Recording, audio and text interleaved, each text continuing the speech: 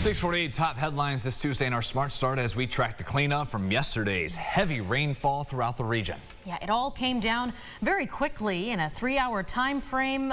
Some of the worst times to traffic in Webster along the hardest hit areas during rush hour. Aran Spitzer now joining us live from the aftermath along 250. Aran. Yeah, guys, just hours ago right here by Route 250 and 104 was pretty hard hit. So the roads are clear now and traffic is flowing. But again, there was quite a bit of flooding here, and that rain starting yesterday at around rush hour. Drivers were taken by surprise. People telling us this is some of the worst flooding they'd ever seen. Some people's basements were flooded and dozens of rain-related calls came into the West Webster Fire Department, most for water in the house. We spotted several folks stranded due to major flooding right in this same area. Conditions were rough, especially for those trying to drive through it. You know, we didn't realize how deep it was until we were in it. And then our vehicle stopped working. It turned off and on and off.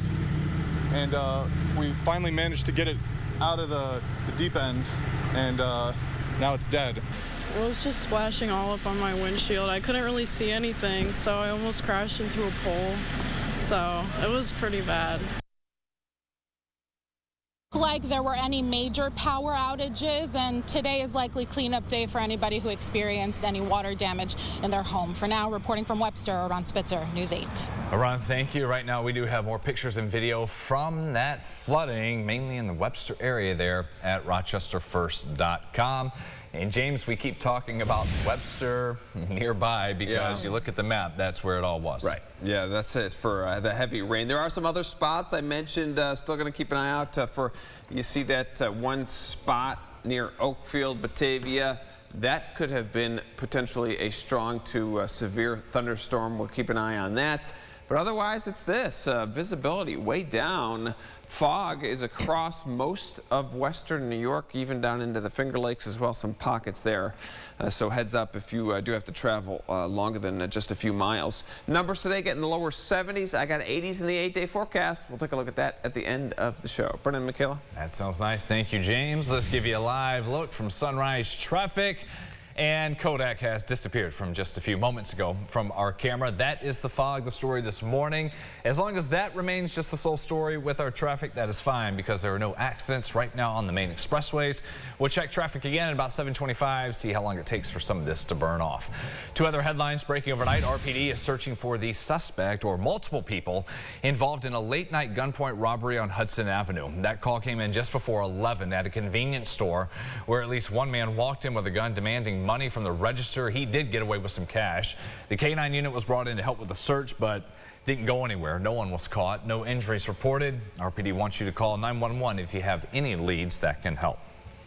Well, calling hours have just been announced for the Greece Olympia teacher killed in a car crash last Friday. It is a celebration of life honoring Jillian Bransford. That'll be held tomorrow at the Bartolomeo and Parado Funeral Home from 3 to 7. Memorial donations can be made in Jillian's name at Greece Olympia High School or St. John Fisher. Olympia posted on its Facebook page spreading the word for students and staff to wear purple in honor of her life. The school as well is offering support with counselors for students during this difficult time. A developing story in Orleans County where a person was found dead inside of a trailer after a fire. Deputies say they got to the home in Carlton, which is where they found the house, 2 sheds, and 2 vehicles all on fire. They later discovered a person dead inside of the house.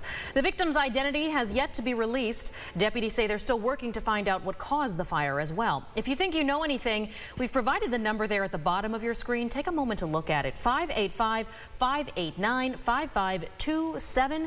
Call if you know anything.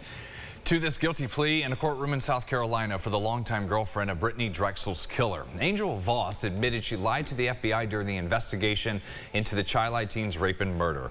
The 56-year-old pleaded guilty to making multiple counts of false statements to federal agents. Excuse me. She was indicted back in March. Drexel's killer and Voss's longtime partner Raymond Moody is already serving a life behind bars after confessing to the murder. In court, Voss acknowledged being in the middle of this case as well as where she was at the time of Drexel's assault and ultimately her death in 2009. Prosecutors hope to give Drexel's family some sense of closure with this by having the sentencing by the end of the year. She faces a max of 24 years behind bars. Well, Canandaigua police say they've made 2 arrests in connection to a dog attack that injured seriously a father and son. On August 29th, that 43-year-old man and his 10-year-old son were walking on South Main Street when a pit bull ran up from behind them and attacked the boy. When the father tried to stop the dog, it then turned and attacked him. Both of them suffered cuts to their backs and arms. Then on Monday, police arrested 27-year-old Casey Murphy and 26-year-old Madison Herendine, both on 2 counts of assault and 1 count of reckless endangerment. They say that these 2 engaged in reckless conduct by allowing the dog to run free while they knew that the dog had a history of biting others. Both of them have been released on appearance tickets.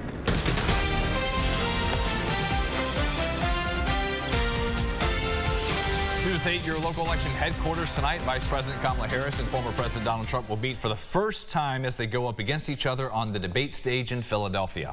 Well, both of them hope to get the upper hand in what is likely to be a very contentious evening between the 2 presidential candidates. The economy, foreign policy, and border security expected to be among those top issues that may shape this political showdown. The Rochester Fringe Festival is back, and we keep bringing you previews of some of the shows, and they've got so many. Yeah, you've spoken with quite a few of these very interesting folks. Now, debuting this evening, the newly revised musical, Moses Man, Finding Home. This homegrown musical had its first ever workshop at the JCC 10 years ago, and now the ever-evolving project returns to the Fringe tonight. The musical tells the story of the parents of the writer and their 9-year journey trying to escape the Holocaust, while it also shows that even today, refugees flee the homes they love in order to stay alive from conflict, not knowing what the next day may bring them. The musical will hit the stage tonight and Thursday at 7 at the JCC. We also have a full program guide of all the shows for Fringe for the next week and a half or so. Find that at rochesterfirst.com. Got some good weather. A lot of that will be outside for the next couple of days. You really couldn't beat it. No. We're just picture perfect for the Fringe Festival. If only every Rochester festival could have a forecast like this. Really lucking out. Your 8-day forecast on the screen now. We've got afternoon high temperatures today, low 70s, upper 70s tomorrow. And then there it is, a string of 80s. Looks like maybe even into early next week. Rain chances very low as well. Pretty much almost non-existent there. And some cool, refreshing mornings. I should really just take off. Oh, yeah. A couple of days. Just go. You got all your extra stuff today for everything that happened last night. See ya. Thank you, James. Thank you for watching us at Sunrise. We're back at 7:25. Have a great day.